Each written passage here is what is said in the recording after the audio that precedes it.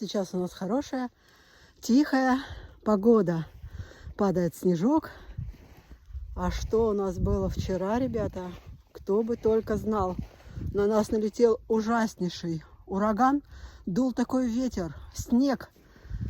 Бедные животные. Вот сейчас все спокойно кушают у своих кормушек. Часть животных набилась вот в этот сарай, в укрытие. А другую уже поздно вечером, в самый разгар, мы отправили в большой, вот сюда, к Маю. Это же было 8 часов вечера. Но забежали с удовольствием. Посмотрите, что они сделали с сараем.